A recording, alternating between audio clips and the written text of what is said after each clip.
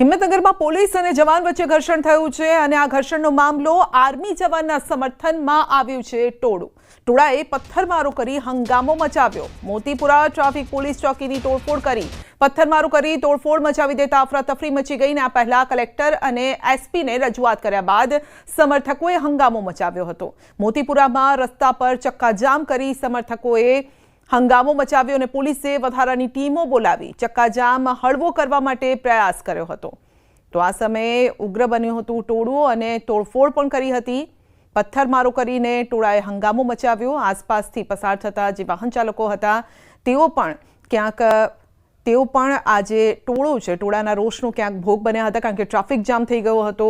લોકો રસ્તા પર હતા, જો કે પોલીસનો બંદોબસ્ત હતો, જેના કારણે ટ્રાફિકને હળવો પણ કરાવ્યો.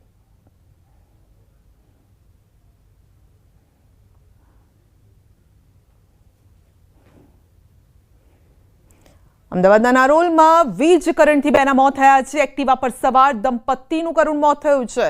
મટન ગલીમાં ભરાયેલા વરસાદી પાણીમાં વીજ કરંટ લાગતા દંપતીનું મોત થયું છે. સમગ્ર ઘટનાના સીસીટીવી પણ સામે આવ્યા છે અને વીજ કરંટ લાગતા એક્ટિવા પર સવાર દંપતી પાણી ભરાયેલા ખાડામાં પડ્યા હતા. ફાયર વિભાગે વીજ કંપનીના અધિકારીઓને જાણ કરી વીજ પુરવઠો બંધ કરાવ્યો અને નારોલ પોલીસે ફાયર વિભાગની મદદથી બંનેના મૃતદેહને બહાર કાઢ્યા. પોલીસે તેના પરિવારજનોની ભાળ મેળવવા માટે તજવીજ પણ હાથ ધરી છે.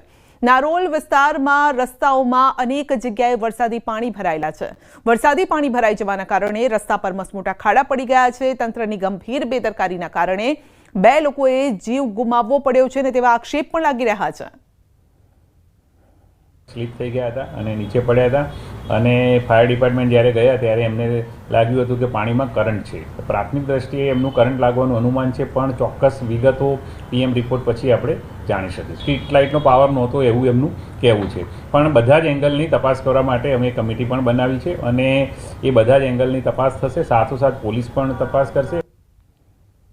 સમગ્ર મામલે એએમસીના ડેપ્યુટી કમિશનર બીસી પરમારનું નિવેદન. એએમસી દ્વારા કમિટી બનાવીને તપાસ કરવામાં આવશે. ફાયર વિભાગનું પ્રાથમિક તબક્કે કહેવું છે કે પાણીમાં વીજ કરંટ હતો. સવાલ હવે એ છે કરંટ હતો કે નહીં અને તપાસ કઈ રીતે થશે, પરંતુ 2 લોકોના મોત થયા છે તે હકીકત છે. વધુ અપડેટ મેળવીશું સંવાદદાતા પ્રણવ પાસેથી. જી પ્રણવ, કોની બેદરકારીના કારણે આ 2 લોકોના મોત થયા?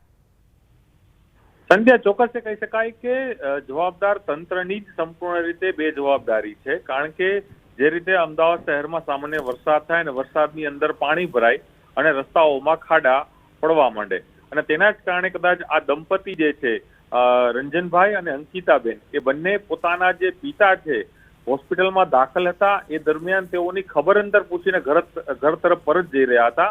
જે નારોલ ગામમાં રહી રહ્યા હતા એ દરમિયાન તે પોતાનું એક્ટિવા છે તે ખાડામાં પાણી ભરાવાના કારણે બંધ થઈ જાય છે અને તેના જ કારણે તે પોતાનું એક્ટિવા જે છે તે રંજનભાઈ અને જે અંકિતાબેન છે, જે હસબન્ડ વાઇફ છે બંને, તે પોતાને દોરીને હંકારીને એ એક્ટિવા લઈ જઈ રહ્યા છે. પહેલો કરંટ જે સીસીટીવીમાં દેખાઈ રહ્યું છે તે પ્રમાણે પહેલો જે કરંટનો ઝટકો જે છે તે અંકિતાબેનને લાગે છે. ત્યારબાદ તેને બચાવવા માટે રંજનભાઈ આગળ જાય છે અને એ ઝટકો રંજનભાઈને પણ લાગે છે. તેના જ કારણે બંને દંપતીઓ, જેની ઉંમર કદાચ માત્ર 30-32 વર્ષની ઉંમર છે આ બંને લોકોની, તે